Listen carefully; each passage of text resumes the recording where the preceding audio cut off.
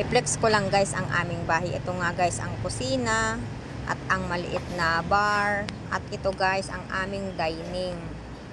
Ayan guys, open lang siya hanggang sa salas. Ayan ang aming console. Open lang siya guys para hindi siya mainit. Walang masyadong maraming abubot. Itong sala set guys, pangarap ko lang siya noong bilhin. At dito naman sa lagayan ng TV guys, hindi pa siya tapos. Dito naman guys ang hagdan na papunta sa aming kwarto.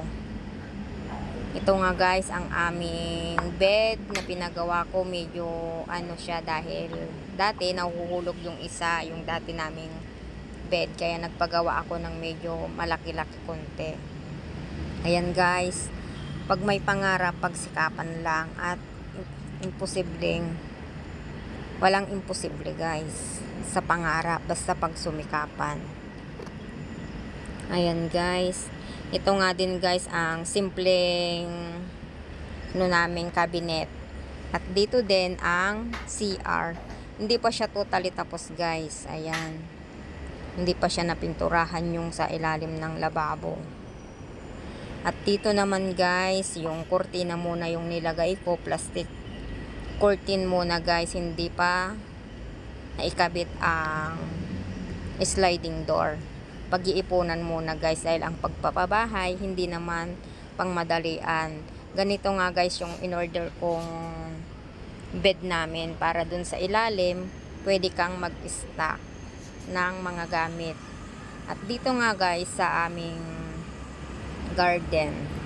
O dito din guys ang aming terrace. Hindi pa siya totally tapos dahil step by step lang ang pagpapabahay guys. Hindi madalian dahil nga mahal din ang mga materyales. Ayan guys ang aming terrace, hindi pa siya tapos. O i-flex ko lang guys ha. Ito siya guys. Pag-iipunan muna guys ang pagpapagawa.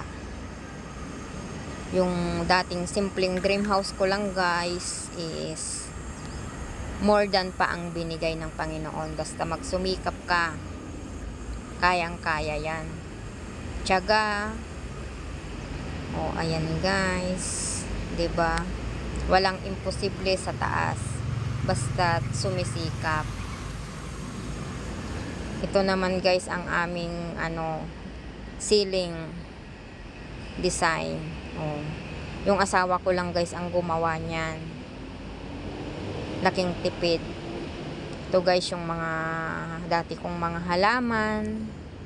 Ang sarap guys, tignan yung pinaghirapan mo. Ang sarap sa pakiramdam na nakikita mo na yung bunga ng iyong pagsisikap. Yan lang guys. Thanks for watching. Thank you.